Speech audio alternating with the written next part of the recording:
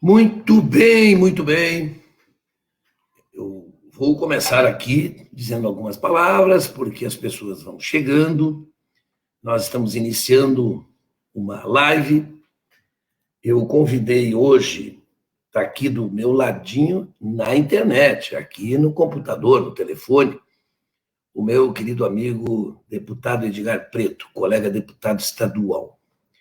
E nós atrasamos um pouco em função de termos recebido um convite para participar de outra live com outros parlamentares, com o pessoal, vereadores de Quaraí e também vereadores, acho que de outros municípios que estão acompanhando uma live para tratar sobre a PEC que tramita na Assembleia e o projeto do governo, a ideia do governo, a pretensão do governador Eduardo Leite de privatizar a Corsã.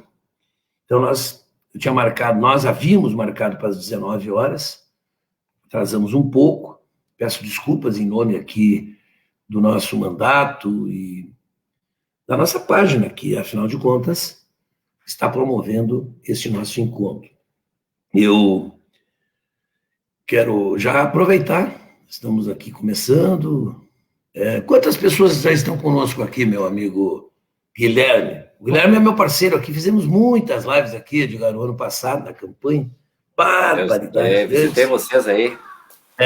Fizemos muita comunicação aqui, nós comunicamos, e depois, no final, nós estamos fazendo lives aqui com, sei lá, 500, 600 pessoas, né?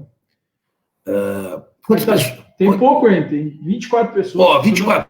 Mas essas... compartilhar ainda. Mas essas 24, eu te dou 2 minutos, nós já vamos para 50, quer ver? As pessoas são rápidas também. Vamos compartilhar então, pessoal. Vamos elevar. Eu quero que o Edgar entre aqui quando nós já tiver um número maior aqui. 100 pessoas, sei lá. Né? Enquanto isso, eu vou fazer um enrolation aqui para ir ganhando tempo para que os nossos amigos, as nossas amigas... a Vivian, o Paulo Alves, do bairro Pedra Branca, já está conosco. O Gilson Rodrigues. O Gilson estão com nova eleição marcada. O Gilson será candidato. É mesmo, é? Estamos... o município está... O candidato que venceu as eleições, ele estava pendurado no TSE, teve decisão final, e ele perdeu os direitos políticos, portanto, não pôde assumir a prefeitura, e agora tem nova eleição, acho que no final de junho, né? Uma nova eleição em Pinheiro Machado. Mas, muito bem, como é que é? Quantas pessoas, Guilherme? Vamos ver se atenderam o meu pedido aqui. Tem 38 agora. Tá indo devagar. Mas vamos lá, daqui a pouco. Então, compartilhem, pessoal. Mais uma vez, convite aqui para o compartilhamento. Muito bem. João, para cima deles, a Maria Pereira. Boa noite, deputado Mainardi. Abraço. Outro Maria. Vamos ver mais uns comentários aí, meu amigo. O Carlos Alberto Caniel, Pelé de Sobradinho. Abraço aos companheiros. Muito bem, Pelé. Grande abraço. Lutando aí para que a Corsã não seja entregue, né? A iniciativa privada que só querem lucro. Angélica Flor César, boa noite, meu querido. Angélica, lá de Santa Maria, Mainardi. Olha aí, como é que é? Pessoal entrando, né, de vários lugares. A Ana Cláudia Veleta, do bairro Santa Flora, aqui de Bagé. Né? Tem uma mosquinha chata aqui. Né? Jônia Lima, boa noite, aqui de Bagé. É bom as pessoas dizer de onde. Né? O Pimenta faz sempre isso. Diga de onde você está falando. Lisane Assunção, boa noite, deputados. Não a PEC 280, não as privatizações. Paulinho Pareira também, aqui, nosso companheiro de Bagé, nosso futuro governador. Olha aí, Edgar, ó. Olha aí, ó. Turma aí, tá? E Lula presidente. Que rico voto, hein? Que rico voto, vamos ter no ano que vem. Obrigado pelo abraço, isso, ó. Mas, muito bem, vamos lá, então. Olha, Edgar, a ideia é que nós bater um papo geral e vamos acompanhando aqui, porque as pessoas aqui vão interagir com a gente e a gente vai respondendo também. Eu quero, inicialmente, te perguntar, essa semana estava prevista a votação na terça-feira desta PEC, esta proposta de emenda constitucional, querem mudar a Constituição do Estado, e não votamos porque o governo conseguiu manobrar lá e adiar para frente, que é um direito deles, porque eles sabem que não tem os 33 votos, não estão tendo os 33 votos.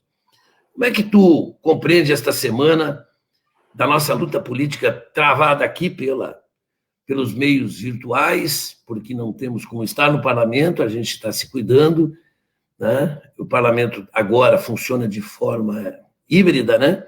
Alguns estão, poucos, no plenário, outros estão, né? Os demais estão, né, de outros lugares, seus escritórios, as suas residências, enfim, participando das sessões. E nós tivemos já vários deputados, vários, que contraíram este vírus. Neste momento, temos um colega que está hospitalizado, felizmente se recuperando, o deputado do PMDB, felizmente se recuperando, torcemos muito por ele aqui, né? E a nossa bancada de 8, nós não tivemos nenhum deputado, graças a Deus, também porque a gente se cuidou, nenhum que contraiu o vírus. E como é que tu viu, Edgar, esta semana aí, portanto, que havia uma expectativa muito grande, né, por parte de muita gente que está acompanhando o debate e não quer a privatização, que poderia ser votado na terça e não foi. Qual é a tua opinião? Achei que foi uma semana super importante para essa nossa luta no parlamento, né, Mainardi? Mas deixa primeiro eu te agradecer aí o honroso convite que o meu amigo Mainardi fez para esse bate-papo. Tem acompanhado tuas lives também, sempre com temas que dizem respeito à vida das pessoas. Então, eu estou muito feliz pelo teu convite, saudar toda a assessoria. O deputado Mainardi é o deputado da Assembleia Legislativa que tem uma assessoria das mais qualificadas, técnicas e políticas aqui na Assembleia. Guilherme, que está aí coordenando a nossa live, um abraço para o companheiro. Agora virou bagiense, o Guilherme não vem mais para Porto Alegre. Porto Alegre com saudade desse companheiro valoroso. E o Mainardi nos representa na Comissão de Constituição e Justiça, que é a comissão primeira, onde que uma proposição como essa e qualquer uma outra entra na questão legislativa, que é para avaliar se é constitucional, se é inconstitucional. E o Mainardi, que foi nosso líder até há pouquinho tempo, continua sendo, né, nos liderando lá na comissão, junto com o Pepe Vargas, tem cumprido esse papel, né, de nos representar em questões de fundo, mais técnicas, né, com a sua experiência que tem de prefeito, deputado federal, agora nosso deputado estadual, foi secretário de governo. Então, mestre companheiro Mainardi, nos orgulha muito mesmo ter a tua liderança junto conosco, e nos conduzindo a maior bancada na Assembleia Legislativa pela 5ª vez consecutiva, é a bancada do PT. E só por isso, por esse número, Mainardi, e pelos números da nossa bancada federal, é a maior bancada também, individualmente, partido, a palavra é: o PT não foi derrotado, né? Continuamos, obviamente, com muitas e muitas lutas travadas, um partido ainda referência e com esperança para o nosso Brasil e para o nosso Rio Grande. Eu fui, Mainardi, relator da PEC, que é uma proposta de emenda à Constituição, fui o relator na Comissão de Segurança e Serviços Públicos, que eu presido na Assembleia, e coube a mim, no organograma ali, fazer o parecer. Eu fiz um parecer longo, não tinha grandes expectativas que teria sucesso, porque foi a comissão de mérito que avaliou, que nós iríamos vencer, porque o governo tem a maioria, no geral, dos deputados, 55, 42 normalmente votam com ele, né, dos 55. Então não tinha expectativa de vitória na comissão, porque lá também se configura a representação das bancadas. Como os perdedores se aliaram com os ganhadores, né? O Sartori perdeu a eleição para o Eduardo Leite no segundo turno, passou a eleição, estão juntos e configuraram um governo que tem a maior base parlamentar na história do Rio Grande do Sul. Então, se depender somente daquele espaço, Mainardi, nós somos a minoria. Mas eu digo isso porque essa semana foi realmente muito importante. Mas só para contar, então, do meu parecer, que eu sustentei, Mainardi, em que pese não ser a comissão que julga a questão constitucional, que tu participa, lá eu sustentei para ficar marcado na história. Certamente lá depois vai ficar como um documento para a história, registrado que posição a nossa bancada, nós, deputados e deputadas, tivemos nesse momento. E eu dizia que era inconstitucional porque não está na Constituição, por acaso, a necessidade do governo consultar a população se quer ou não vender a Corsã, o Banrisul e a Procergs, por exemplo. É justamente pelo que foi o trauma da privatização passada, o Antônio Brito, nossos amigos aí sabem, mas o Olívio Dutra me pediu esses dias, Mainardi, para não deixar o povo esquecer que antes do Olívio Dutra, o Banrisul estava na mira da privatização, né? O Banrisul e Corsã, o Brito queria ser mais competente para vender o patrimônio público que o Fernando Henrique Cardoso. O Fernando Henrique Cardoso anunciava uma venda de qualquer estatal ou um estudo, o Brito saltava na frente e vendia antes para se aparecer também nacionalmente, né? E o discurso que ele fez lá atrás, o Leite, que é o governador moderno, atual, um jovem confiável, sem compromisso com a velha política, passado tantos anos, o governador atual está repetindo o mesmo discurso e a mesma prática. Então, foi pelo o que passou lá atrás com o Brito que os deputados colocaram na Constituição esse artigo. Abriram mão do seu poder, né, Mainardi? Em resumo, é isso. Os deputados, para não correr o risco de ter um outro governante com a posição e postura que o Brito teve, os deputados se debruçaram e disseram, a partir de agora é o povo que vai decidir. E colocaram como obrigação do governante fazer um plebiscito e consultar o povo. Então, na minha sustentação que eu fiz no parecer, é que na nossa Constituição é muito claro, doutor Zamor, que até o assessor está nos escutando, está nos assistindo, a partir do momento que o povo conquista um poder e que é gravado na Constituição, somente ele, o dono do poder, a partir dali, que pode abrir mão dessa prerrogativa de ele decidir. Então, na nossa opinião, é inconstitucional, eles ganhando ou nós ganhando, essa PEC é inconstitucional e possivelmente vai suscitar depois a possibilidade de questionamentos judiciais. Mas, bueno, passou o meu parecer e perdemos a eleição, a votação no primeiro turno. O governo precisava de 33 votos, é uma PEC, é mudar a Constituição, precisa maioria absoluta, 2/3, 55, 33, e aquele dia da sessão não me sai da mente, como diz a música, Mainardi. Quando estava chegando perto do resultado da votação, o presidente Gabriel, visivelmente nervoso, porque é da base do governador, mesmo sendo do MDB, que perdeu a eleição no segundo turno, a bancada do MDB está junto na base aliada, começou aquele nervosismo do presidente, porque estava percebendo que não ia chegar nos 33 votos.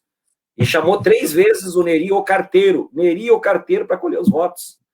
E o colega Neri não aparecia, certamente porque tinha escolhido não aparecer, não queria votar, né?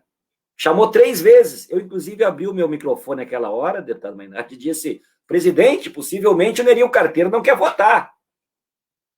E como realmente não votou, mas o presidente, não, eu já colhi o voto do Neri o carteiro que ele fez sinal de positivo. Sinal de positivo. Quando terminou a votação, como nem todo plano é perfeito, apareceu o Neri o carteiro e disse o quê, deputado Mainardi? Presidente, eu quero registrar o meu voto porque eu não consegui votar. E aí foi aquele questionamento, mas como assim? Foi computado um voto de um deputado que não estava presente? E já no painel apareceu o nome do Franciscão que votou não? E daqui a pouco ele foi no microfone e disse, depois do resultado, eu quero votar sim. Então foi uma sessão marcada por vícios ali que está sendo questionado, né, Mainardi? E nossa bancada tentou de todas as formas resolver isso no terreno legislativo, não conseguimos. Estamos buscando ajuda também da Justiça, né? Mas o fato é que a movimentação da sociedade, os prefeitos tiraram uma carta, mandaram para o governador, para o presidente da Assembleia, como assim quebrar contrato com os municípios sem o mínimo de diálogo? Os vereadores, muitas câmaras de vereadores botando moções de repúdio para a gente distribuir para os deputados, fez a diferença. Nós, com a minoria, né, o governo com a maioria absoluta, recuou a semana passada. Ontem, que era para ser votada a PEC em segundo turno. Então, pelos nossos questionamentos, da forma como se deu aquela votação, e deputados pressionados pela sociedade, o governo não conseguia os 33 votos ontem, recuou, temos mais um tempo e temos que fazer o que a gente sabe fazer, pedir para o povo opinar. Imagine vocês, Mainardi, nós todos, faltar água na torneira, você começar a ligar para o 0800, tu não fala mais com pessoas daí, né? 0800, aquela ligação passa para um outro setor, e tu vai esperando, passa 15 minutos, passa meia hora, a ligação cai, é assim que acontece com os telemarketing. A Corsã, sem água na torneira, a população fica completamente vulnerável. Aliás, é o exemplo que tem acontecido no mundo afora. Países, estados mundo afora que privatizaram, estão reestatizando porque o serviço passou a ser prestado de péssima qualidade, o preço subiu muito e a água é um bem essencial. Então, nós queremos ela pública, nossa bancada. Outros deputados, agora mesmo, em homenagem de uma audiência pública em Quaraí, deputado lá do MDB e do DEM, junto conosco, porque a força popular fez com que eles recuassem. Então, eu avalio, Mainardi, uma ótima reunião, uma ótima semana nós tivemos, foi muito importante, nós temos vencido essa primeira etapa, e daqui para frente a gente vai ter que deixar cada vez mais claro, se o governador quiser descumprir com a sua palavra, bueno, a palavra é dele, mas nós temos que fazer barulho e pedir para a sua base aliada na Assembleia que não se acovardem, né? Vamos dizer que o Rio Grande é maior do que os 4 anos do mandato do senhor governador. É isso, essa é a nossa batalha, digamos assim, né?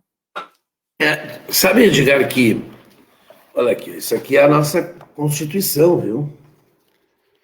Essa Constituição eu tenho já há muito tempo.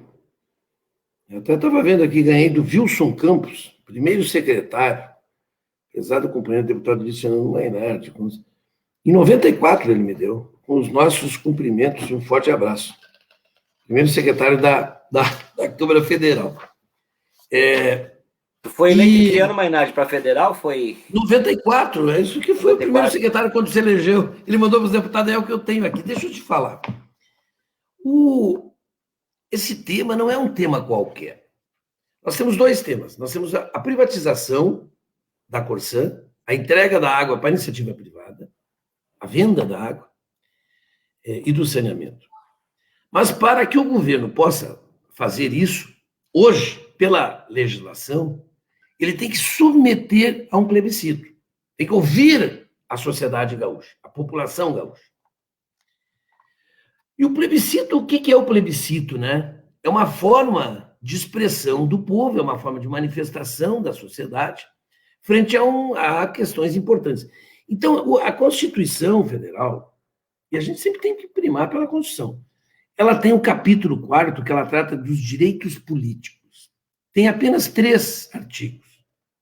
O 14º artigo fala nos direitos políticos sobre a soberania popular. E diz, a soberania popular será exercida pelo sufrágio universal e pelo voto direto e secreto, com valor igual para todos e nos termos da lei.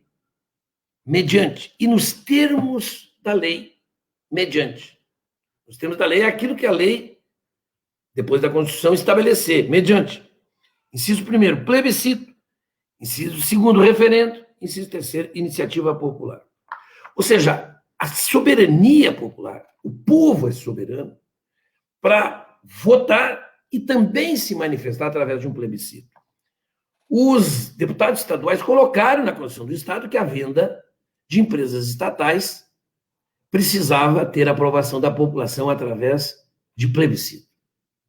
É disso que nós estamos tratando.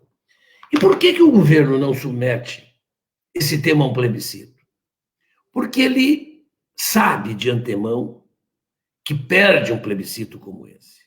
Quando a população ficar sabendo que o objetivo é entregar um sistema estadual que atende 317 municípios, mais de 60% da população gaúcha, entregar esse serviço para a iniciativa privada, para uma empresa privada, que tem como seu principal objetivo, primeiro e principal objetivo, o lucro, porque o governo não tem objetivo de lucro, o governo, naquilo que faz, tem o objetivo de servir a sociedade.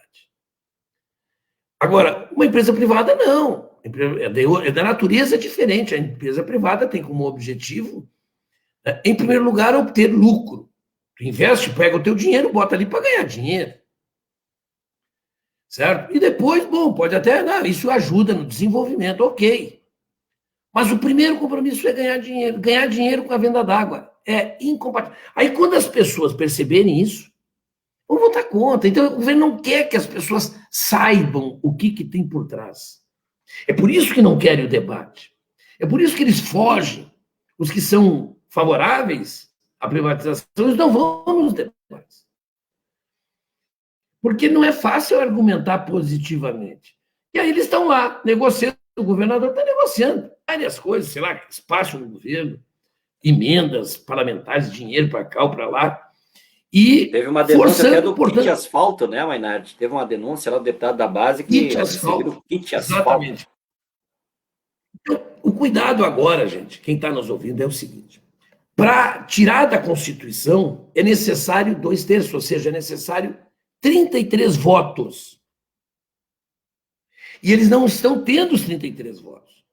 Então, bom, quem não vota em mim, quem não vota no Edgar, quem são nós, mas que votam em outros deputados, e que é assim mesmo, procure o seu deputado, pressione. Vereadores serão chamados também. Olha, o que tu fez? Prefeitos. Os prefeitos até agora não foram ouvidos. E por que os prefeitos são fundamentais nisso? Os prefeitos, eles que têm o direito, a prefeitura que tem o direito e o dever de resolver o problema da água da população, e mediante um contrato entrega para uma empresa estadual que investe bilhões. O capital dessa empresa é de 6, 7 bilhões de reais. É uma grande empresa e que tem lucro, mas o lucro é reinvestido. É uma empresa superavitária. Não, essa empresa vai quebrar. Não tem como quebrar, não vai. Esse não é o problema. Eles querem entregar para a iniciativa privada, para os interesses privados, para aqueles que ganham dinheiro fácil sem trabalhar. Então, pega o teu dinheiro, aplica, bota lá num negócio desses e querem obter lucro. Então, nós temos que nos mobilizar. E a nossa mobilização está boa. Nós haveremos de derrotá-los se tiver segundo turno, porque no nosso entendimento, no primeiro turno, eles não tiveram 33, tiveram 32 votos. Mas se tiver, nós vamos ter que derrotar eles.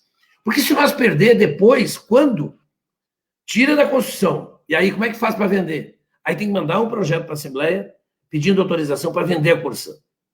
Aí não é mais 33 votos, aí eles precisam de 28. Então, eles, inclusive, podem estar negociando com o deputado o seguinte: vota favorável agora, que nós precisamos 28, e depois, nós precisamos 33, e depois tu vota favorável. Aliás, tu vota contra depois. Nós só precisamos 28, aí eles vão ali, matemática, soma aqui, esses aqui, mais aquele, deu 28, 29. Pode votar contra, fulano. Já nos ajudou a tirar da Constituição, então nós temos que estar atentos a isso. Mas muito bem. Mensagens antes. Vamos ver as mensagens aqui, exatamente. Vamos lá. Vereador Flávio Borba, da Júlia. Boa noite, estamos em audiência aqui na Câmara de Vereadores, mas ligados nessa importante live. Muito bem, obrigado. Mas presta atenção aí, da Júlia. Não, água não é mercadoria, diz a nossa amiga Angélica de Santa Maria, né? O Osório, né? O Osório é lá de Manuel Viana. A Constituição Gaúcha tem de ser respeitada, não a PEC 280. Perfeito, é isso. Elifas, não a PEC da privatização. Perfeito, estamos lá. Bueno, mas Edgar, nós temos eleições no ano que vem. Eu sei que tu é uma pessoa muito querida de todos nós, tem uma representação política extraordinária, tu és o mais votado da nossa bancada e, proporcionalmente, tu é o mais votado, inclusive, proporcionalmente, em relação aos deputados federais. Faz voto praticamente em 470 e poucos municípios, quase todos os municípios. Da juventude, porque tu tens um trabalho voltado para a juventude, trabalho voltado à causa da luta das mulheres. Tu tens um trabalho junto à agricultura familiar, uma luta importantíssima na defesa da alimentação saudável, o que está hoje na moda, e as pessoas estão descobrindo, é uma moda que acho que vem para sempre, não é daquelas que vem e passam, então não é moda. Então as pessoas estão descobrindo que faz bem para a saúde, e tu és um grande defensor, que luta, portanto, contra os agrotóxicos, né? Tu tens uma representação, né, em defesa dos trabalhadores muito forte, e vem de uma história de luta do teu pai, do velho e querido de todos nós, Adão Preto. A luta pela terra, a luta pelo direito das pessoas poder ter um pedaço de terra para sobreviver, trabalhar, viver dignamente. Embora tu não seja um sem terra, tu és um parlamentar e exerce, faz um trabalho maravilhoso. E nós fomos pensando, olha, nós temos eleição ano que vem e queremos colocar um candidato, primeiro que iniciemos um processo de renovação no PT, inclusive de mudança geracional, porque nossos velhos lutadores que foram lá já estão, não digo velhinhos, né, mas estão já abrindo espaço para os novos, né, o Olívio, o Tarso, o Raul, enfim. E a gente foi pensando em nomes e fomos indo para o Edgar Pretos. Olha, eu acho que o Edgar é um baita nome. É um nome que nasce, é uma candidatura que nasce de um determinado patamar, que certamente não é muito alto, mas que tem um potencial de crescimento extraordinário. Porque é uma candidatura que certamente terá pouca rejeição e abraça causas dignas, maravilhosas, e que, se as pessoas compreendem bem, vão aderindo, e acho que tu vai crescendo. Então, eu te pergunto, eu estou trabalhando, Edgar, e vou informar que muito assim, nós estamos trabalhando na Assembleia, e tem me perguntado qual é o teu próximo, o que tu está fazendo, o que tu vai fazer nos próximos meses, né? Eu vou dizer aqui publicamente, eu estou presidindo uma comissão na Assembleia que está investigando, vai investigar profundamente as causas da crise financeira do Estado, das finanças do Estado. Estamos mal, falta dinheiro para tudo, cada vez fica mais grave, e tem uma razão, várias razões que nos levou a isso, que nos trouxe a isso. E também o que nós temos que fazer daqui para frente. Nós temos que fazer uma reforma tributária e tal.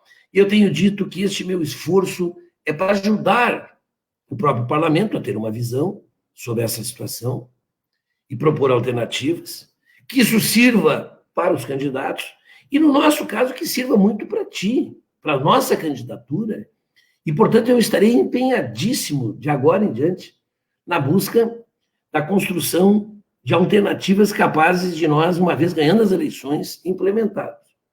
E acho que a tua candidatura é uma candidatura que vai ir, ao longo do tempo, crescendo, crescendo, crescendo. O Lula será o nosso candidato. É um candidato que pode ganhar as eleições no primeiro turno. É muito forte. Ele está reencantando novamente o Brasil. As pessoas estão mal e estão precisando de esperança, e o Lula é essa esperança. E junto com ele nós vamos ir crescendo. Mas tem uma coisa, Edgar, que é muito importante. Por isso que conhecer a realidade e se comprometer com aquilo que é possível é fundamental. Poder andar nas ruas sem ser cobrado, seja por incoerência, seja por falta de cumprimento da palavra dada, ou até, de repente, ser chamado de mentiroso.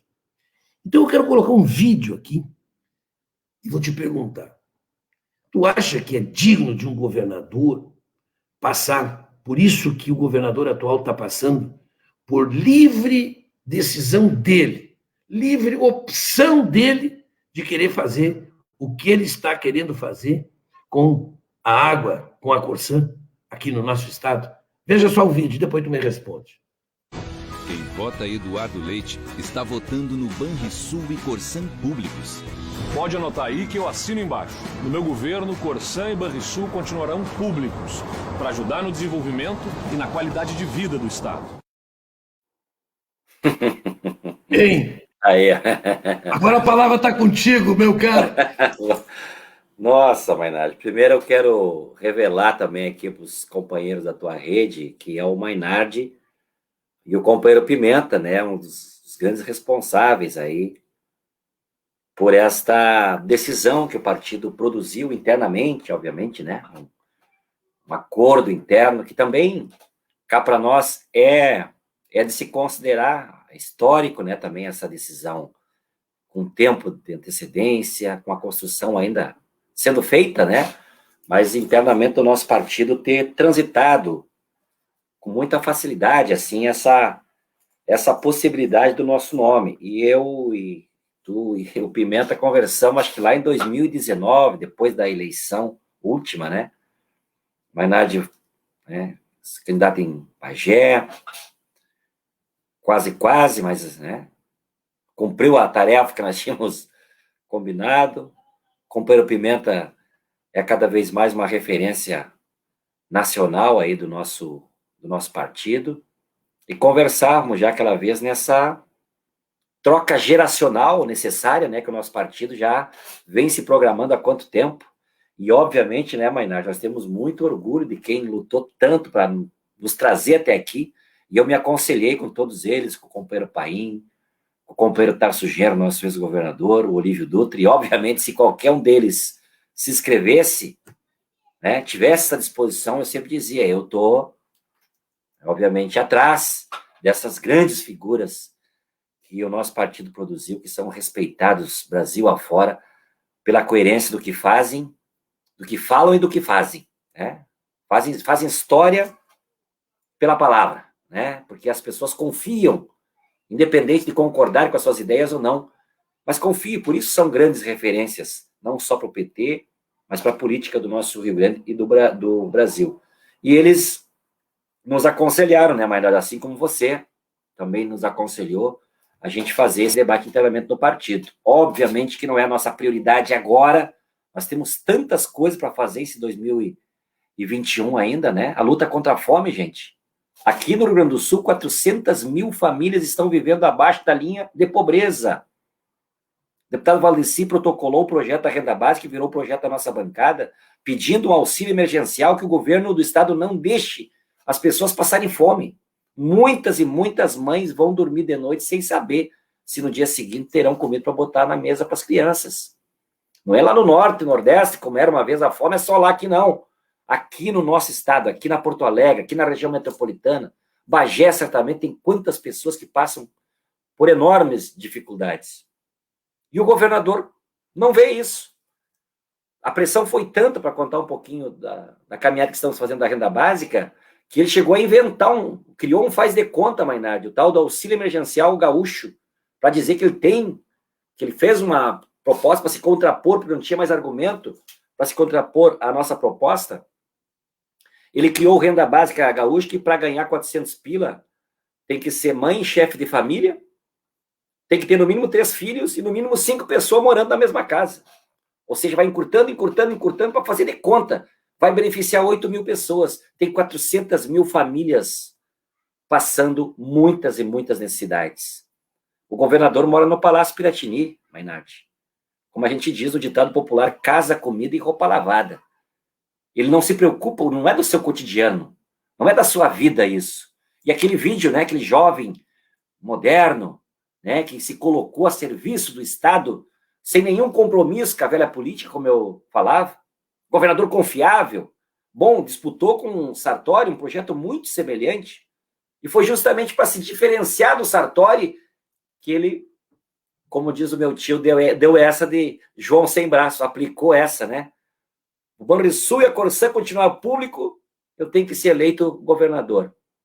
O Banrisul e a Corsã, vocês lembram, quem salvou da privatização foi o Olívio Dutra, porque o Brito queria vender tudo. A Corsã e o Banrisul estavam na mira da privatização.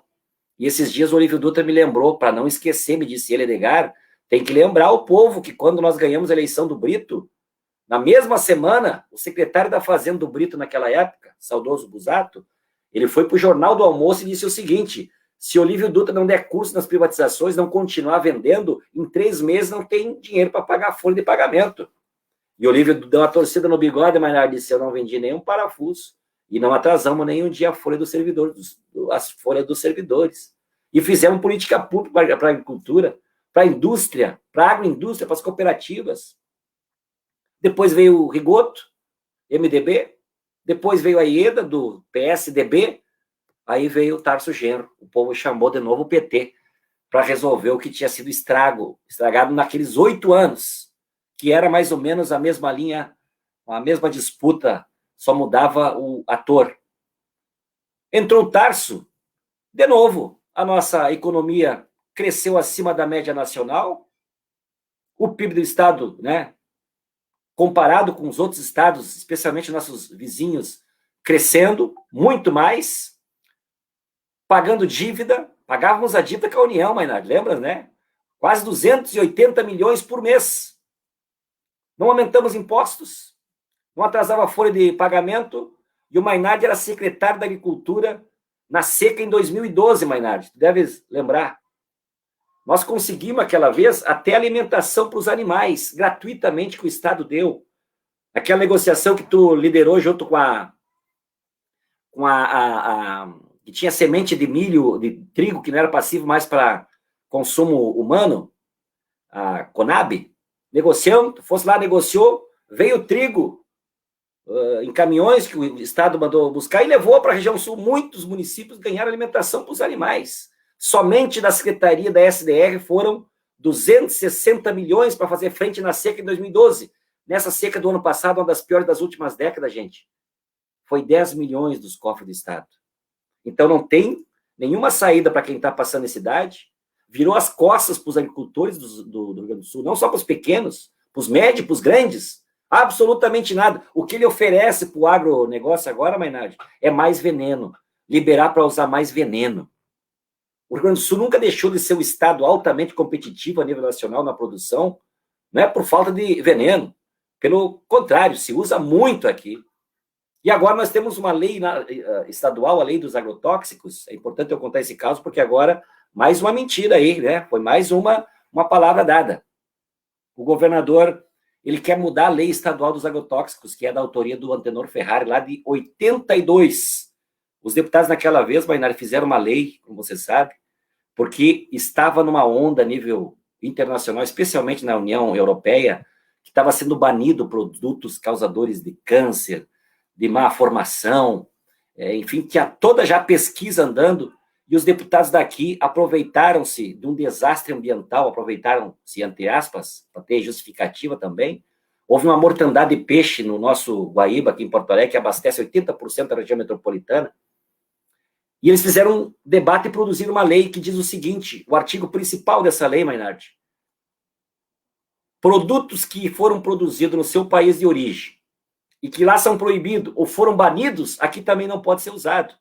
E nós viramos uma referência nacional, uma lei altamente moderna, né, que vai, enfim, sobre tudo aquilo que a gente fala que alimentação é sinônimo de, tem que ser sinônimo de saúde.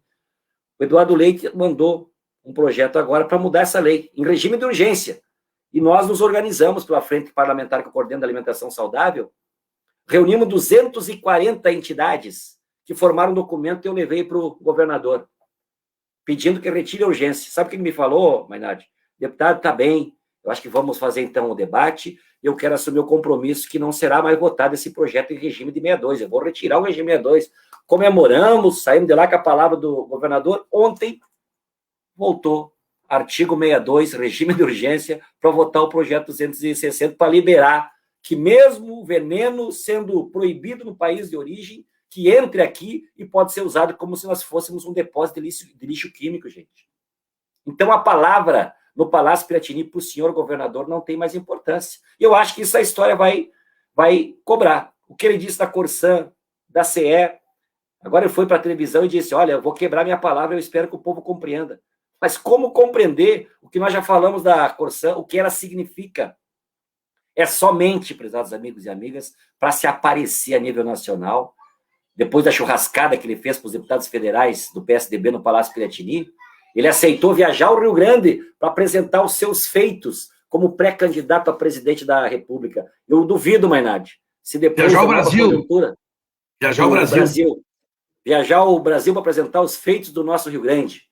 Eu duvido que ele está com a mesma disposição depois que o Lula, agora liberado, pré-candidato a presidente da República, se ele está com a mesma disposição. Eu vi dias atrás uma pesquisa, antes de sair o resultado final do Lula, Mainardi, perguntaram na Globo News, perguntaram para o senhor governador, governador, se arrepende de ter votado e feito campanha para o Bolsonaro? Para lembrar os companheiros, a briga maior que foi também do Sartori e do Eduardo Leite, era para ver quem era mais amigo do Bolsonaro.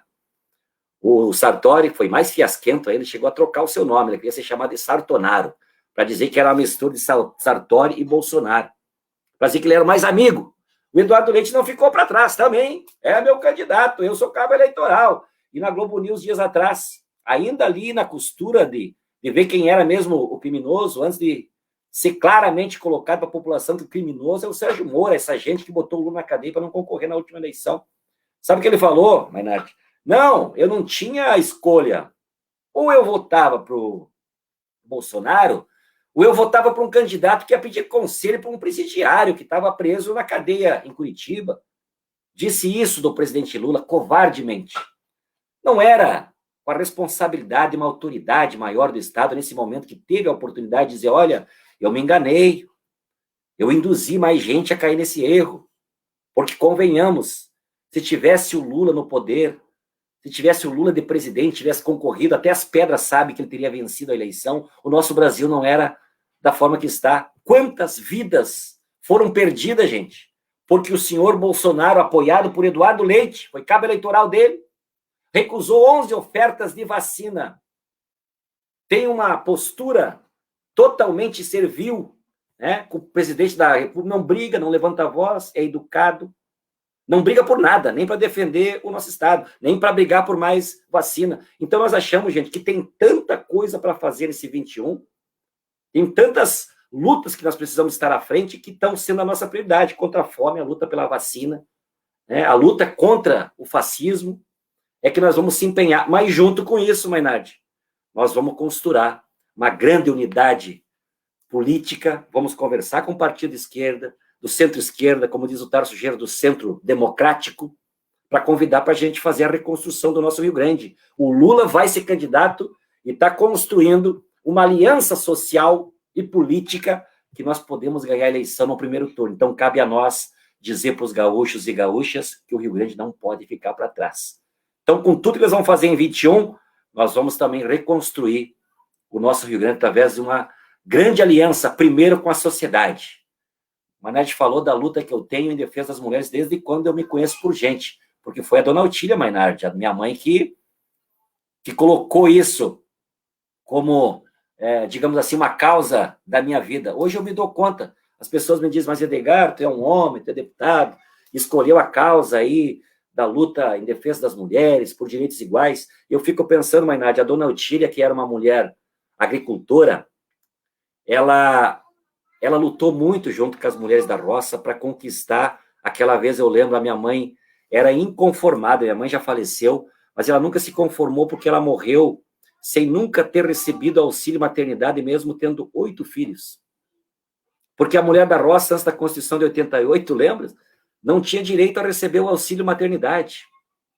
Só ganhava uma pensão de meio salário depois que o marido falecesse.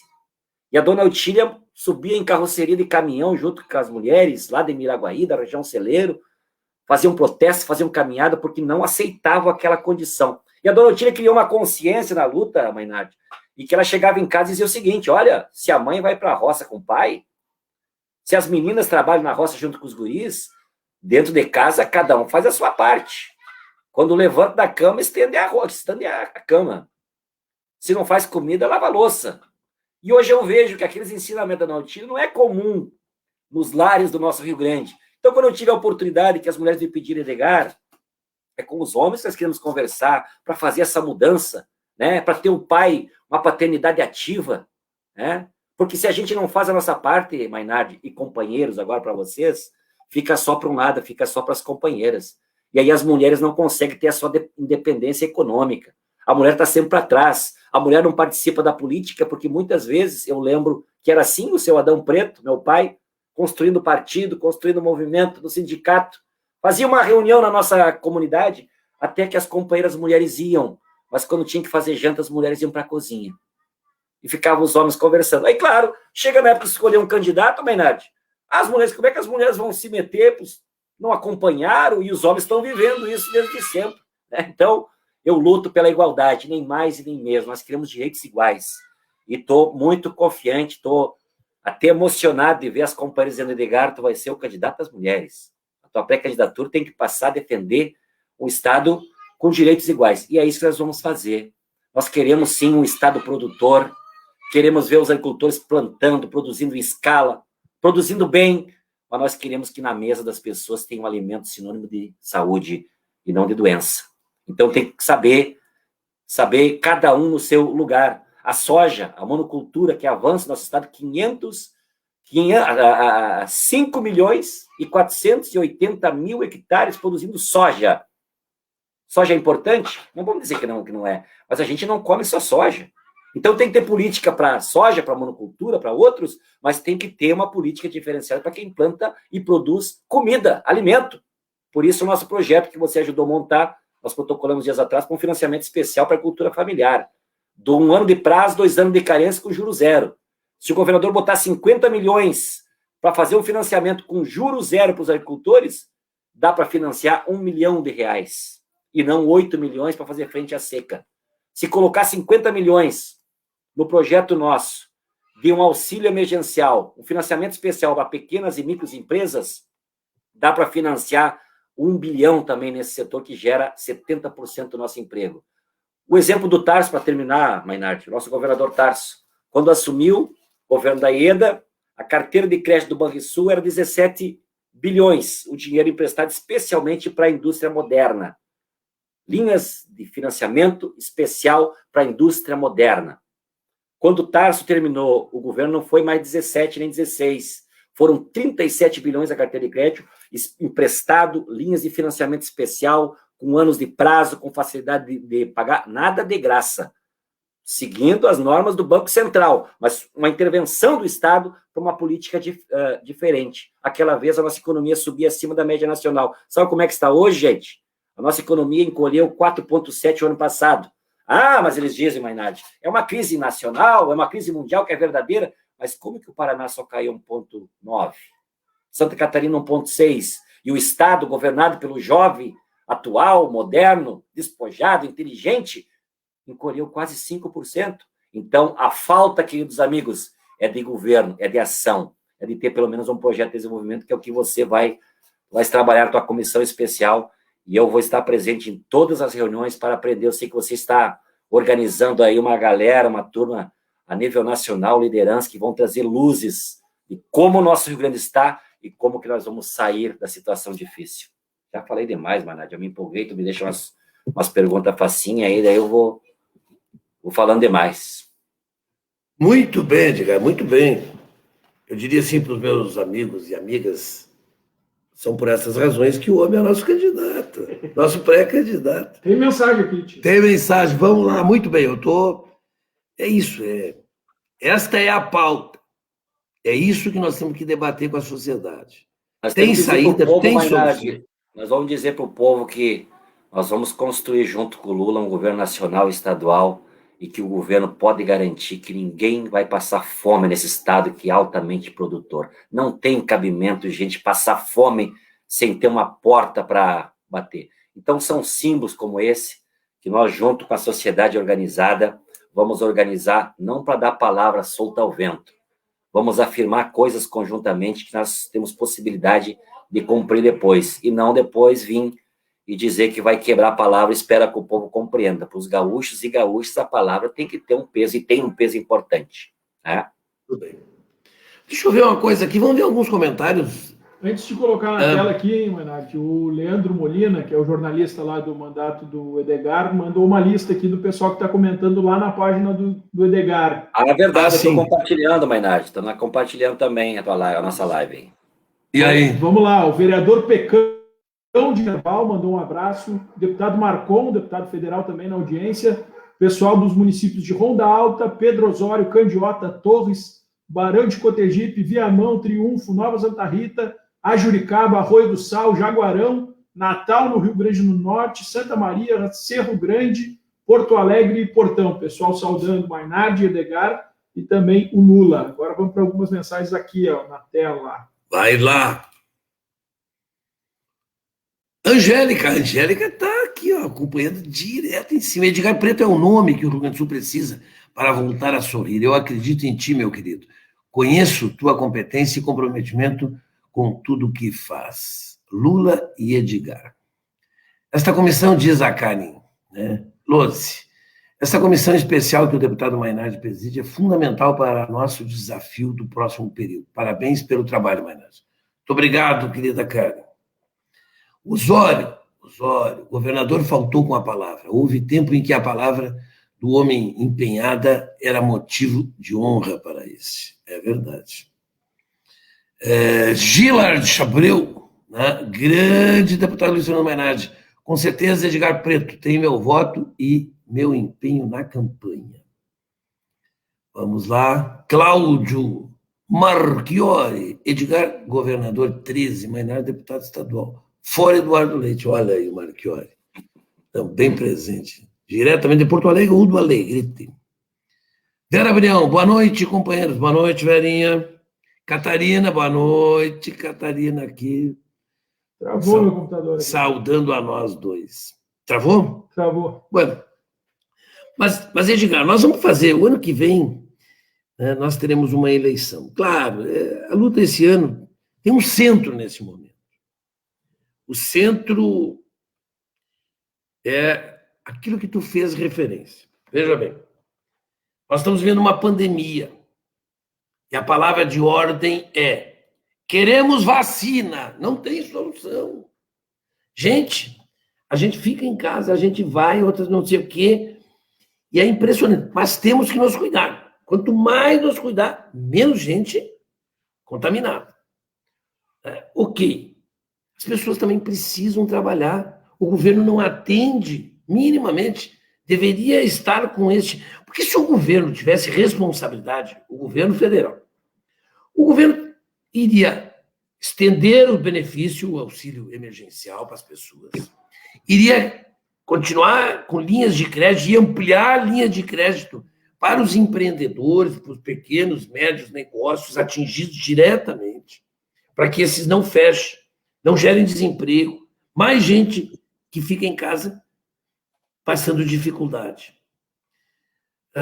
E aí o governo, ao perceber isso, ele também seria, exatamente por isso, forçado a dizer: mas pelo amor de Deus, até quando vai isso? Mas para aí, nós temos que fazer de tudo para termos vacina o mais rápido possível. Pois esse governo, eles vão pagar caríssimo. Eu acho que eles vão pagar na CPI, mas eles vão pagar depois e vão pagar na história. Na história, a história do Brasil vai registrar o governo que recusou lá atrás as várias ofertas de vacina.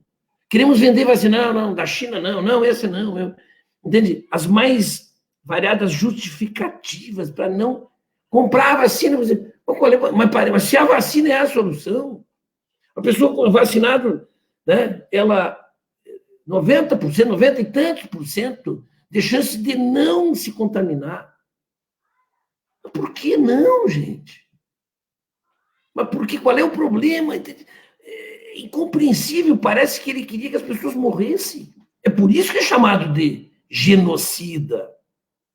É inconcebível. E muitas vezes, olha, eu conheço gente inteligente até, não sei se são inteligentes até essas alturas, mas gente assim, esclarecida, eu diria. E que apoia isso. Como? E aí, bom, o negócio é o seguinte: nós temos que primeiro vacina. Dá tempo, ainda dá, vai ter que ser. Porque é a vacina que vai nos tirar dessa situação para voltar à normalidade. Então, é a vacina. Segundo, a pandemia nos levou, com mais o fato de termos uma política econômica, né, que não privilegia o emprego, que aumenta, amplia o processo, né, de estagnação da economia, a termos milhões de brasileiros passando fome, milhares, né, de gaúchos nessa situação também. Então, o combate à fome urge. E como centralidade é o combate a esse governo que está aqui, para que se tire esse governo, se possível, antes do seu final. Ah, mas cometeu crime. Muitíssimos crimes. Muitíssimos. Acontece que ele se apegou, ele está protegido pelo chamado Centrão, por parte desse chamado Centrão, contrariando completamente o discurso dos bolsonaristas, dessa gente da política, da nova política, de que viria onde é que se viu, o Bolsonaro não vai se aliar a esses carreiristas, essa gente do Congresso que estava lá com o Lula. Não, ele não só se aliou com todos eles, como está entregando o governo dele é do Centrão e dos militares, certo? Ele está entregando, e está entregando milhões e bilhões de reais para esses deputados distribuir, para fazer, né, campanha para eles, para buscar as suas reeleições. Quer dizer, o método mais tradicional e nojento da política, que é este clientelismo que ele estabeleceu. rasgando seus compromissos. Mas eles não têm compromisso. Os bolsonaristas não têm. O que eles fazem? Claro que ele está perdendo. Tem gente que começa a se dar conta disso. Essa é a centralidade. Mas o ano que vem tem eleição. E esta eleição, que é uma eleição que eu imagino vai conduzir o presidente Lula novamente ao Planalto, ela carrega uma esperança enorme para o povo brasileiro. De nós voltarmos a falar e fazer aquilo que o Lula fez. E foi simples. O Lula disse o seguinte, resumidamente: inclua o povo brasileiro, os pobres, os trabalhadores, na política econômica. É isso. Vamos incluir essas pessoas. Quando essas pessoas tiverem condições de comprar, tu gera desenvolvimento. Porque não é... Por exemplo, outro dia eu estava lendo aqui, como é que a gente pode fazer? Se a gente aumentar a carga tributária, isso vai ser bom para o desenvolvimento? Se tivesse que nós criar crédito para as empresas, ampliar os seus negócios, gerar emprego, gerar crescimento, gerar desenvolvimento. Isso é melhor ou é melhor aumentar impostos? Evidente que não é aumentar impostos. Quando tu aumenta o imposto, tu tira da sociedade. Ainda se tu criasse impostos sobre as altíssimas rendas, sobre a riqueza, dos de cima da pirâmide social, aqueles que estão no topo, tu estaria combatendo, inclusive, a desigualdade. Mas não, no sistema atual, que quem paga imposto é a classe média e são os trabalhadores, porque quem ganha um salário mínimo gasta tudo, e quem gasta tudo com 30 e poucos, 40% daquilo que gasta de imposto. São esses que pagam. Então, se tu eleva o imposto, na verdade, tu está tirando da população e comprometendo com isso o próprio dinâmico da economia, porque tu não vai ter dinheiro para comprar, vai diminuir. E o Estado pega isso, e do que pega, uma parte vai para pagar os juros da dívida. Então, não é correto. O correto é o governo criar mecanismos para fazer com que a sociedade produza mais, trabalhe mais, crie emprego e crie desenvolvimento. E é isso que nós vamos fazer. E nesse embalo, nós temos que trabalhar um programa, em conjunto com o presidente Lula, com a candidatura nacional. E eu acho que o Lula, por que ele vai ganhar? Porque as pessoas se deram conta que tudo que eles fizeram tinha como objetivo afastar a possibilidade de nós continuar governando o país. Por quê? Porque a elite é perversa no Brasil. Ela não se contenta com seus bilhões, ela quer mais bilhões e bilhões. É por isso que nós somos a 9ª sociedade mais desigual dentre os 196 países do mundo. É por isso que aqui as pessoas sequer têm compaixão com quem passa essas dificuldades brutais de não ter uma comida, das dificuldades que estão enfrentando. Então, tudo é difícil, e aqui é tudo ao mercado. Ah, não pode, Estado mínimo. Quando esses caras falam em Estado mínimo, eu fico olhando, né? O Estado mínimo é para a sociedade, que para eles é o máximo. São intocáveis as regras que estabelecem que o recurso, por exemplo, que é arrecadado dos impostos, vai para o pagamento dos juros da dívida. Quem é que é dono dessa dívida? Os que emprestaram para o governo. Quem são? Os bilionários, os bancos. Ah, as regras que estabelecem que as empresas que têm grandes negócios, né, podem continuar explorando esses negócios. Quem é que estabelece essas regras? São eles, através da legislação, e sem maioria. Então, eu quero te dizer, Edgar, que nós passamos um período muito difícil, muito difícil. O PT, eles queriam terminar com o PT. Eles não terminaram. Nós perdemos muitas eleições para, enfim, candidatos que não tinham expressão, mas eles eram a novidade, seja deputado estadual, federal, prefeito, vereador, até alguns governadores, né? E não terminaram. Aí a gente viu o que aconteceu. Tiraram a Dilma sem crime nenhum, mas era para dar um golpe, com o golpe eles desencadearam tudo aquilo que eles desencadearam, tudo afastaram, criaram uma condenação por Lula sem crime. Agora está lá, esse Moro, que era um herói, tinha um herói e um mito. O mito é um genocida, e o herói é um canalha. Canalha. O Moro é um canalha. O Moro condenou um cidadão e colocou 580 dias na cadeia sem ter cometido crime e sem ter o direito de condenar, porque ele não era o juiz que deveria. E agora o STF anulou tudo. Zerou. Ah, mas o Lula não cometeu, ele nunca provou. Eles nunca provaram absolutamente nada. Aquele outro promotor, né, que também participou de toda essa... O Dallagnol. Aquele ali inventou um PowerPoint para dizer assim que... para tentar provar que o cara tinha um apartamento, entende? Que nunca teve, nunca pertenceu. Isso tudo desmoronou. A mentira foi descoberta. E o povo brasileiro é extremamente solidário. E o Lula foi lá, se entregou, ficou 580 dias numa cadeia. Eu fico imaginando o quanto deve ser difícil. E ele foi se superando, acreditando que um dia a verdade viria. E veio. Que um dia, né, nós iríamos virar esse jogo. E nós vamos virar esse jogo.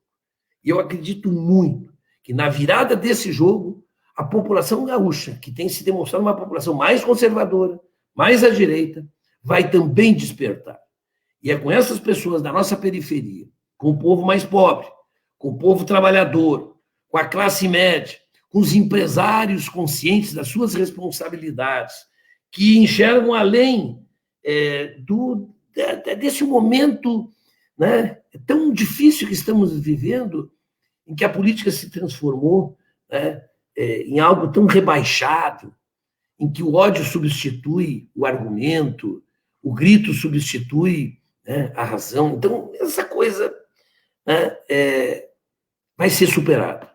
E tu vai ser parte disso. Eu quero que tu me diga assim, como é que tu vê essa questão nacional? Tu acha que o cenário nos leva para uma possibilidade de vitória ainda no primeiro turno? Nós vamos disputar o segundo turno com quem? Tu acha que tem espaço para uma outra alternativa de direita, né? Ou, como eles dizem, uma terceira via? Porque quando eles dizem que tem dois polos, um de direita e um de esquerda, eles estão mentindo. Tem um fascista, com todas as características de um fascista e de um governo fascista, certo? Extremado, em todas as... Né? Só tem uma questão que tira eles um pouco do fascismo, que eles são entreguistas, e o fascismo era nacionalista. Nem isso eles são piores que o fascista, são piores. Então. Sim, os nacionais, claro, eles eram nacionalistas, eles defendiam. E eles estão entre... Então é pior, então eles são piores. E aí, e o outro polo de esquerda é o Lula. Mas desde quando o Lula é um extremista? O Lula é um homem de centro, uma pessoa extraordinária. Olha como é que ele governou os seus 8 anos. Com diálogo, com participação, todo mundo ganhou. Claro que mais ganhou foram as pessoas que estão na base da pirâmide social. Todo mundo ganhou. Aqui os de baixo ganharam mais, os daí foi indo, aí acabou todo mundo ganhando, porque um país, quando cresce, todo mundo ganha. E o Brasil cresceu, se desenvolveu nesse período. Então, eu quero te ouvir mais uma vez aqui. Agora eu falei bastante também, não é só tu que fala. Não, foi bom te ouvir, Mainardi, foi ótimo. Mas eu quero que tu fale mais um pouco dessa questão nacional aqui, depois nós vamos... Tá bem. Nós recebemos... tu também recebeu, Mainardi, o relato do nosso líder, nosso presidente do PT, o companheiro Pimenta, né, que teve a semana toda, semana retrasada, com o Lula em Brasília. O Lula foi fazer uma série de conversas, agendas em Brasília, e conversou com 13 partidos. A grande maioria deles que queriam falar com o Lula, queriam escutar o Lula. Porque é exatamente isso, Mainardi, a turma do Bolsonaro, essa gente aí, Sérgio Moro, eles acharam que o Lula e o PT tinham sucumbidos, que jamais teria alguém com possibilidade de conquistar um cargo, uma vitória pelo PT. E realmente, o que nós passamos não foi pouca coisa. Se a gente contar, Mainardi, quantas e quantas horas de telejornal, era Jornal Nacional, era o Jornal da Meia-Noite, era o Bom Dia Brasil, para falar da Globo, e se contar os outros. E era folhas e folhas de jornal, e era milhares de fake news, desqualificando o Lula, o PT, a esquerda. Então essa gente achava o seguinte, Mainardi, deu para a turma do PT, vão enrolar as bandeiras e vão para casa chorar e reclamar da vida, botar a culpa nos outros.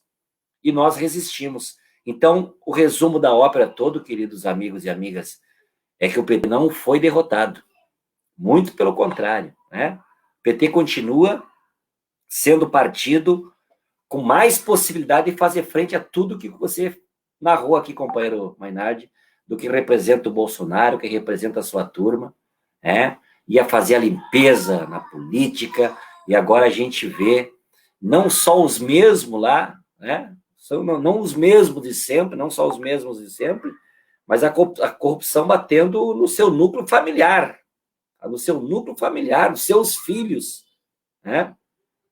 Com a possibilidade dos cargos que tem no poder público sempre se utilizando para se beneficiar a si próprio. O Lula passou de novo a ser, não oficialmente, mas a grande expressão do Brasil para fora de esperança. Eu acho que também teve com o Lula naquela caravana que nós fizemos aqui a semana toda. Eu fiquei a semana toda com o Lula no ônibus, conversando e tal. E o Lula narrando, contando para nós, Mainardi, com um pouco de saudade, né? Nós estávamos aquela vez às voltas, né? Já tinha acontecido a impeachment da presidenta Dilma, também sem nenhum crime comprovado, absolutamente nada. O Lula já com os processos avançados, porque já estava caracterizado ali, né? Toda a trama criminosa que foi feita para incriminar o Lula.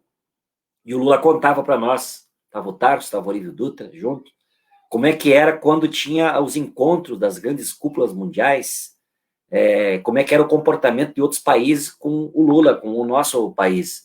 O Lula dizia que na semana que antecedia esses grandes debates dos fóruns mundiais que ele participava, a semana toda ele recebendo ligações de lideranças de presidentes de países, mundo afora, ligando para o Lula apresentar suas pautas nesses diálogos que haviam com outras nações, especialmente quando envolvia Estados Unidos e outras potências, pediam para que o Brasil apresentasse a pauta do seu país pela expressão que era o nosso Brasil no exterior, especialmente na figura do presidente Lula. O Lula volta a ser a esperança para uma boa parte, ou para a maioria da população brasileira, mas também para países que querem e que precisam manter uma relação comercial responsável com o nosso país. O Brasil hoje virou um perigo para o mundo, Mainardi. Em função do tratamento criminoso de enfrentamento ao coronavírus, a recusa das vacinas, o confronto que Bolsonaro sempre fez com a ciência, com o conhecimento, com os protocolos sanitários, os brasileiros passaram a ser uma ameaça para o mundo em função do coronavírus. E o Lula hoje passa, então, a ser a grande esperança para quem tem responsabilidade com o nosso país, não é só com a esquerda, não é só com centro-esquerda, é para quem tem responsabilidade, é para os nacionalistas, né, que já foi dita essa palavra aqui. O Lula está trabalhando, né, uma grande frente nacional, não só de partidos, mas da sociedade, para construir uma candidatura para vencer a eleição no primeiro turno. Porque o Bolsonaro já começou a questionar a questão da legislação eleitoral, do voto, agora que é voto impresso. Idiotamente se comportando como o Trump, já preparando a sua derrota para fazer uma certa resistência, certamente, imagina ele, né? Então nós temos que construir uma potência nessa candidatura, na proposta do presidente Lula, que os fascistas não tenham coragem de ficar na frente da decisão popular. Nós não podemos correr esse risco. Então, tem ameaça, sim, como você disse, muita gente, né, que até a gente sempre tinha como esclarecidas e que continuam marchando como boiada na direção do precipício, né, que é para onde o Bolsonaro está levando o nosso país. O agronegócio, Mainardi, tu sabe a importância que tem que fosse secretário da Agricultura ter uma relação com esse setor histórica, né, de convivência, enfim, porque tu tem posições e esse setor te respeita pelo que tu sempre foi no que disse e o que fez na prática quando teve a oportunidade, foi secretário de Estado. A importância que a China tem para o agro, né? Negócio, um setor que historicamente e é ainda boa parte apoiadora de Bolsonaro. Ele compra briga com um país que tem relações comerciais e que o agronegócio depende praticamente 80%, 90%. Então, está fazendo mal para todo mundo, está fazendo mal para a nação. E eu acho que é contra ele que nós vamos lutar. Ele mantém ainda, apesar de tudo que tem feito, mantém um grupo importante do seu lado, é com fake news, é com alimentação do ódio, né? E que nós vamos enfrentá-los. Então, nós temos que produzir uma potente aliança da sociedade com setores de todas as classes, né? Para a gente salvar o nosso querido e amado Brasil. Eu confio no Brasil, nós confiamos no Brasil, nós confiamos no Rio Grande, nós temos experiência nacional aqui no Rio Grande do Sul da mesma forma. O que nós apresentamos hoje de projeto da nossa bancada, mesmo sendo uma bancada de oposição, Mainardi, é também fruto do que nós já fizemos. É baseado na nossa experiência, o que já fizemos e o que nós faríamos se tivesse, nesse momento, tendo a oportunidade de estar à frente do Brasil e do nosso Rio Grande. Então, nós temos muitas lutas pela frente, mas nós somos portadores de sonho, de esperança. E vai ser uma caminhada linda, porque vai ser com muita verdade, vai ser com muitos símbolos para resgatar o Brasil que nós já construímos, que outros lutaram antes de nós e que agora, infelizmente, a gente vê tantas conquistas tendo retrocesso. Muito obrigado, viu, companheiro, pela oportunidade de estar contigo aí nessa bela live, nesse belo bate-papo, viu? Muito bem, meu amigo, muito bem. Estava te ouvindo aqui e eu fico... Esse mundaréu de caminhão, né, levando soja do Porto de Rio Grande indo para a China. Tu imagina se a China resolvesse retalhar. Que problema iam causar para os produtores que estão ganhando um monte de dinheiro, nunca ganharam tanto, vendendo soja a 180 pila. Nem sei se não está mais. Né? 180 reais a saca. Nunca ganharam tanto. Nunca. E, claro, o que aconteceu, por exemplo? Eles estão comprando soja de nós para processar, transformar em ração, transformar em proteína animal. Aquele mundaréu de gente que mora na China, para alimentar, tu imagina. E agora há um processo interno de distribuição de mais renda, as pessoas estão estão comprando mais. Né? E já estamos sofrendo, por outro lado, as consequências da irresponsabilidade desse presidente, daqueles filhos, daquele ministro que ele tinha ali, o tal de Araújo. Porque esses insumos para fazer a vacina, que vem da China, a China não está retalhando, a China não está vendendo porque o governo não queria comprar.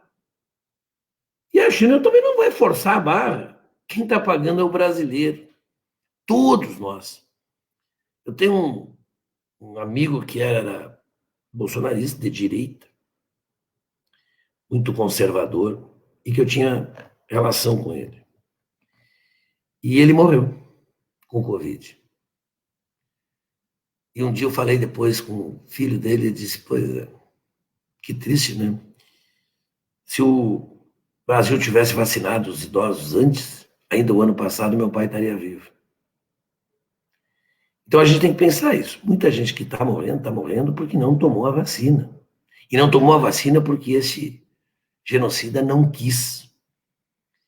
E brigar com a China é a pior coisa que tem, porque é o nosso principal parceiro comercial. Principal. Depois Estados Unidos, depois Argentina, União Europeia, enfim. Não deveria jamais fazer isso. Aliás, não tem que estar brigando. O presidente não foi eleito para brigar, gente. Esse sujeito, esse elemento, pária, né? É um pária para a sociedade, da sociedade, ou na sociedade, interna e externamente. O presidente foi eleito assim como um governador e um prefeito.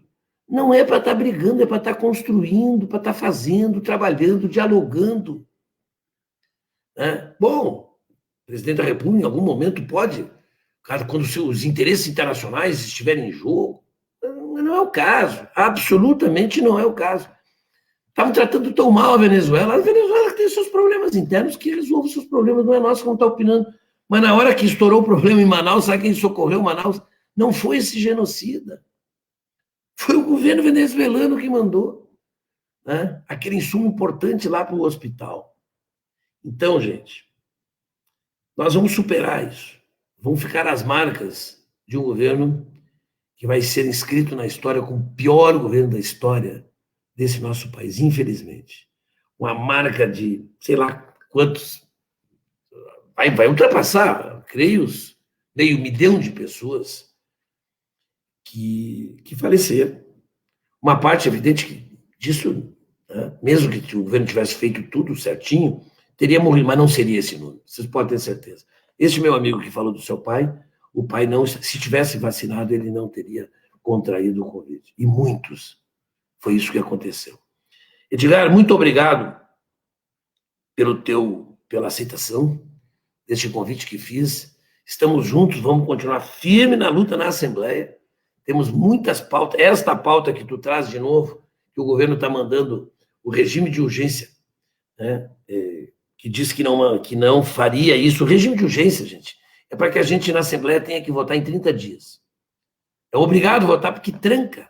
Quando vencer os 30 dias, vai para a ordem do dia. A ordem do dia é quando a gente começa a votar as matérias. Vai, e tu não pode votar nenhuma outra matéria antes de votar essa. E esta matéria, veja só, aquilo que tu está proibido de comer na tua casa, tu quer que os outros comam na casa deles. O país proíbe de consumir um produto porque faz mal à saúde, porque é um veneno. E aqui nós temos uma legislação que diz: se é proibido de comer aquele veneno lá naquele país, nós também não vamos aqui comer este veneno, colocar nos nossos alimentos este veneno. Pois é isso que querem terminar. É impressionante quando a gente acha que chegou no limite. E veja, é parte de um governo como esse, que se diz moderno. De moderno não tem nada, só tem a aparência, a juventude, o jeito.